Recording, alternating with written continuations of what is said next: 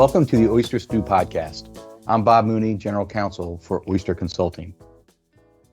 Today's podcast is a continuation of a series of conversations our team is having around changes in our industry, from new advisor and broker-dealer operating models to new technology being used to accelerate growth. Join Oyster experts Pete Bowman and Dan Garrett as they share their insights into what the broker-dealer community is facing when it comes to platform differences, AI technology, and firm acquisitions and the resulting platform consolidations. Let's get started. Pete? Welcome, everyone. This is a continuation of the series. My name is Pete Bowman. I am the practice owner of strategic planning and execution here at Oyster Consulting. And this is a continuation of a series of conversations that Dave Williams and myself started having here at Oyster. And over the past probably 6 months, this is probably our fourth or fifth podcast. And with that, the general theme of these podcasts has been the disruption in our industry around platform clearing, the change of the advisor, whether independent, whether W-2, and how firms are addressing that, and how does that disruption weigh into the platforms and your clearing decisions.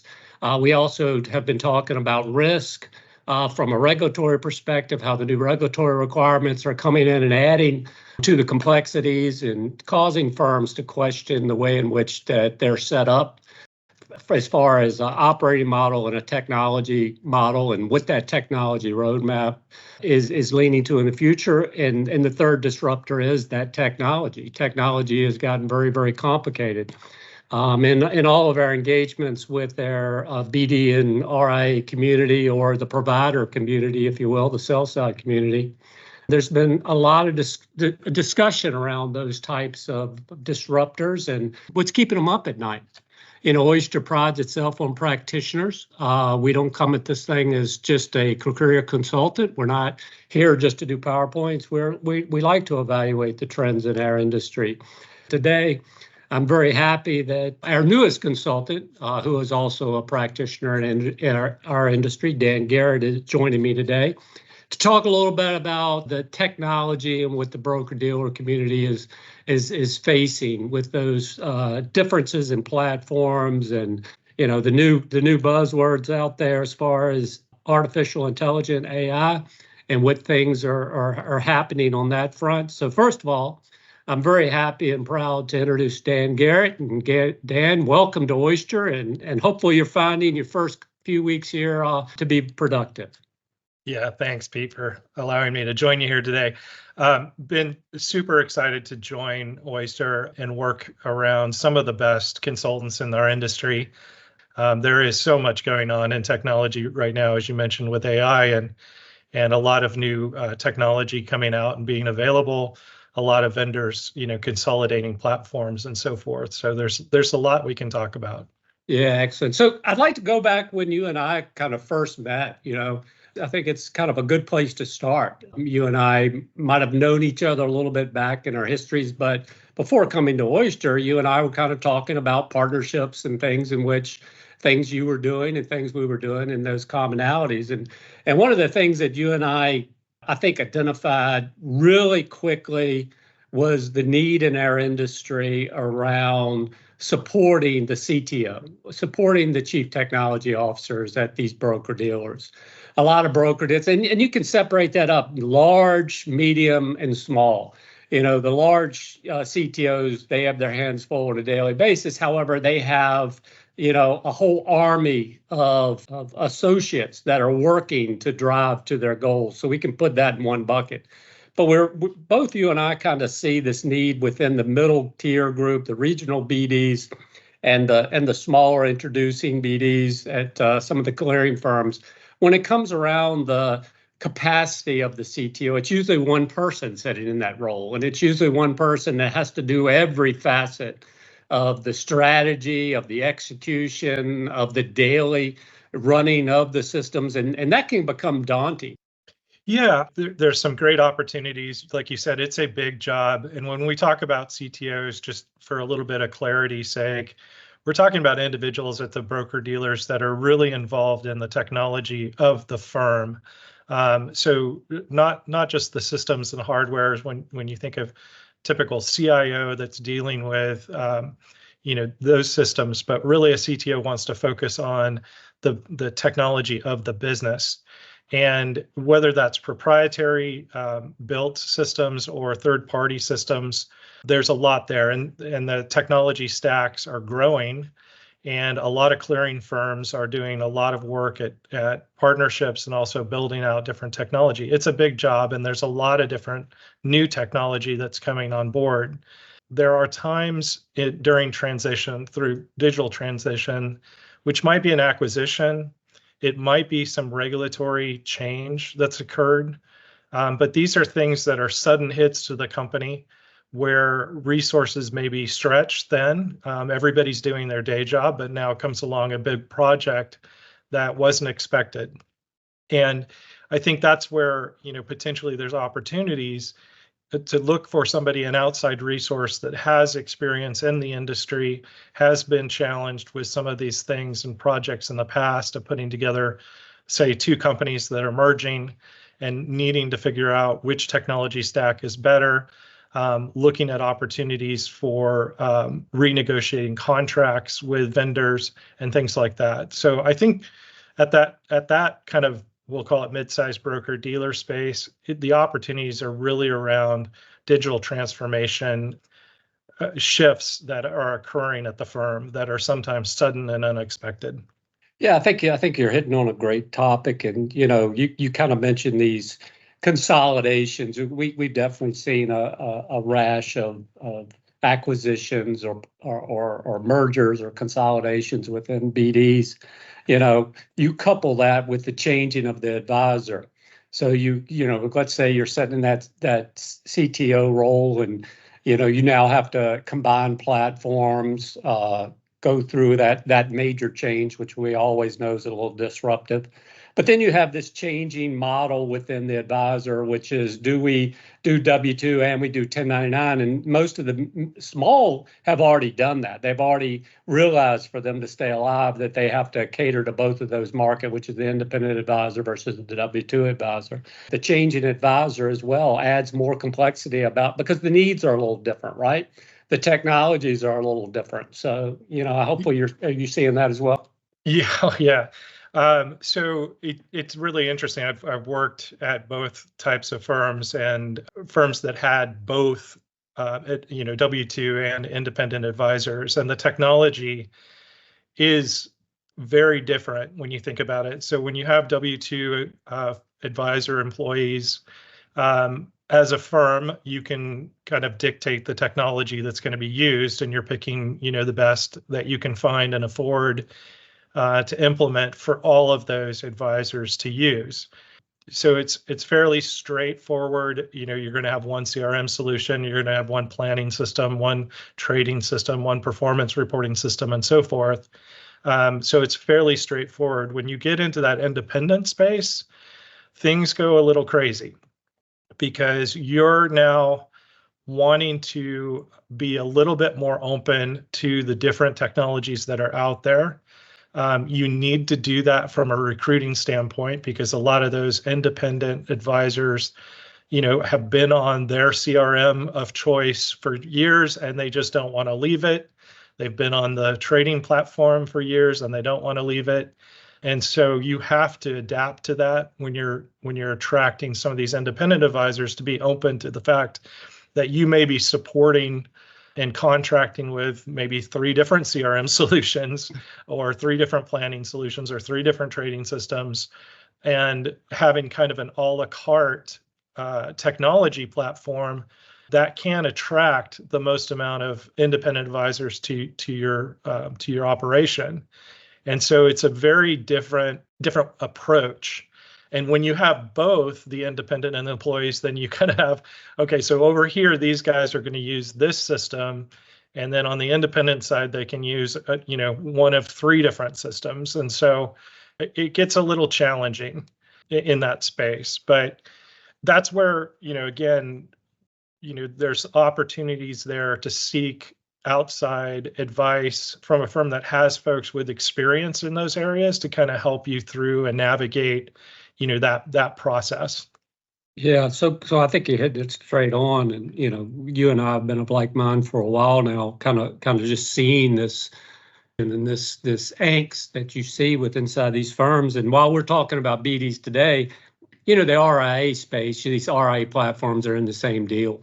Actually even compounded because I think they bring even more complexities. Are you reps as PM in there inside of those firms, et cetera? That all brings on more technology challenges in itself.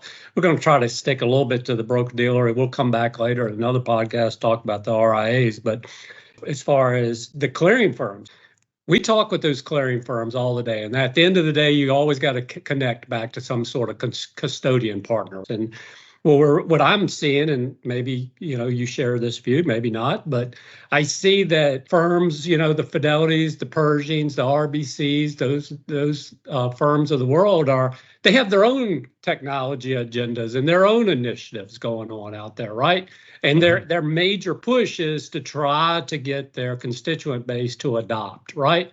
And so if you kind of think about what you and I were just speaking about, and then they have to marry that up with what their clearing firms are kind of pushing or leading a technology roadmap, that's also pretty complex as far as how does someone take their uniqueness, their culture, and they say, how do I take advantage of what my clearing partner is providing me? How do I ride that highway? But there's a lot of off ramps that I don't want to get off on, and there's on ramps that I want to add to. So I think that's another one. Any comments around that particular area? Yeah, it's interesting.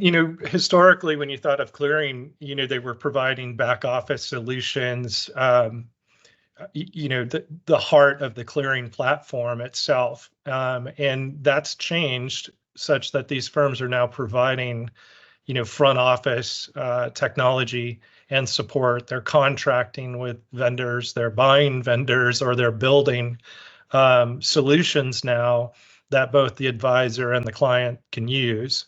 And some of those are a la carte. You can decide to wrap those into your clearing contracts or not. But a lot of work and a lot of effort. We've seen Pershing and Apex, investing a lot of money into this area of coming up with these master platforms that support the back office, the front office, and even the client portals. So it is a very big difference and shift, and like you said, adds to the complexity because now you've got another source of decisions to make around the technology that they have. And like you said, all of these firms have their own culture, their own way of dealing with clients, sometimes very specific specialties that they provide to their clients. And how does that get translated through these technologies to the end client? Sometimes those solutions work and sometimes they don't. And if they don't, it's up to the firms themselves, the broker dealers, to come up with their own technology and proprietary technology to address, those nuances. That change even is reflective upon us personally. Inside, the Oyster world, we're a consulting firm. We like to say that we're practitioners. But, when we started this, we felt our forte was to talk about the pros and cons of certain applications. But we never really got into the architecture or, really down deep. We basically looked at business functionality, if you will. So when we created our digital segment here at Oyster 3 years ago, we kind of said, okay, we're going to be hands off inside the world of what the CTO has on their plate. And we're going to stand back here and just give them the information from a business functionality. Okay, who's using what, why they're using it, the costing perspective, does it fit with current things? We kind of stayed in that world. But the reason why Dan Garrett's here at Oyster today is the fact that we need to go deeper now. We need to take it a little bit further. And, if you're a BD riding one of these particular clearing firms, you need to understand why that firm is going down this particular path with their technology roadmap, right? And then you need to kind of look at that internally. Whether the BD realizes it or not, they are a fintech firm, and a major part of their business is to address that market. So any comments on that? Yeah, I love that comment. it's really interesting. I think every company is becoming a technology company, right? And whether you like it or not, if you're not, you're going to be in trouble because your competitors are just going to blow past you. And so it's interesting to think about that. And some firms have actually embraced that straight on, just saying, "Hey, we're no longer a financial services company; we're a fintech company." So those are interesting challenges for firms at all levels to become more of a technology bent. And again, it has to do with providing your culture and your particular products and things like that distinguishes you from everyone else. And technology is the way to do that, and embracing it and providing unique digital solutions for your clients is a way to kind of separate you from your competition.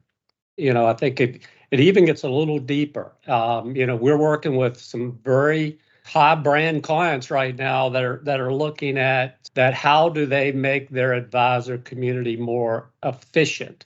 And there was a huge play starting probably 15 years ago. Got to remember, I've been around working on 39 years of doing this stuff. But there was this huge shift where you would go out to an advisor, the firm would say, okay, you got to get your production up higher, which means you have to drop off the perceived low value accounts. And you can only deal with a client base of, a certain amount of customers with this many AUM that's going to produce this amount of money. And a lot of advisors said, well, that's where I cultivate my next large client as I need to grow them. Well, because of the constraints on the cost of platforms and the cost of service and support, that kind of went to the wayside, and that was a little disruptive. And you saw a lot of advisors make a move because they didn't want to give up on their farm system, right? And so with that being said, we now see big initiatives going on with firms that state, how do I get a growth type of client in that maybe doesn't meet the firm standard, but it fits in growth. But what are the tools can I provide? We talk about behavioral finance, we talk about engagement tools that will allow that advisor to work with more clients, right? And even get their revenue up higher, which, I'm talking the business need. Now you got to switch back to the CTO. Okay, Mr. CTO, how are you going to address that? How are you going to help me out? You seeing things like that? Yeah, absolutely. I really believe technology helps in this area. This is where it can really shine. We've talked about for years this impending advisor gap where we've got more folks retiring than coming in. And that's not a good thing for the end client because it just means there's less folks that are helping out individuals that need financial services. I really feel like technology is here and maybe coming at just the right time to kind of fill that gap. And so automation is key. I think through, a lot of the AI initiatives that I'm starting to see are helping to automate a lot of process, but also providing client support directly. And so if, an AI bot can help out, some of those issues that traditionally the advisor had to do and frees them up to service either higher valued accounts or just allow them to have more accounts and service more accounts. I think that those are some of the opportunities, and I think firms should be looking hard at those types of things, to essentially help them get to the place where maybe an advisor can manage, 200 to 300 accounts versus 150 before getting topped out, and segmenting those clients into those that, are high valued, high touch clients into low value, low touch clients, but are there that, can grow, and helping and providing the tools, online tools and technology needed to help those clients grow. For the audience, none of this is scripted. This is Dan and I having a conversation. And you kind of stole my thunder. I was gonna end talking about a little bit about AI, and I think that AI in itself, we need to come back and probably do one segment on AI. The compliance world, if anybody knows anything about Oyster, we're founded on governance, risk, and compliance. My group came later, but at the end of the day, there's still a lot of unknowns when it comes to AI. But the one thing that we do know is that some of the firms, some of the BDs are in a wait and see kind of role or position looking at AI. And with that being said, I want to caution everyone, because some of the vendors that they're using today are already, headlong into this, right? They're already jumping into the AI. So even as a BD, you may say, my policy, we're waiting for regulators. You got to look at some of your third-party vendors because they're already utilizing AI technology. So even though you say you're not in it, you may already be in it, and that's something that you have to watch out for. So I also want to go back to some of your comments about technology as a growth tool, right? So if you're a CEO and you're a president of a BD out there, you need to be thinking about your technology as a growth tool, and how, not just they're coming to us because we got the best technology, but how am I using that technology to increase my growth and revenues? And that's something Dan is definitely versed. So Dan, welcome aboard to Oyster. Welcome to the first podcast, one of many. I think you might have been on one as a stand-in in previous, but I'd like to welcome you to our podcast on this particular segment. It's about the disruptors in the industry, and I'll give you last parting shots. Any final words? No, thanks, Pete, for inviting me. This has been a lot of fun. Always great to chat about things that are going on in our industry and the challenges that are facing us, and talk about the opportunities which are here for us. Awesome. So until next time, we wish everybody a wonderful day, and that's it. That's a wrap, guys. Thanks everyone for listening. If you'd like to learn more about our experts and how Oyster can help your firm, visit our website at oysterllc.com. If you like what you heard today, follow us on whatever platform you listen to and give us a review. Reviews make it easier for people to find us. Have a great day.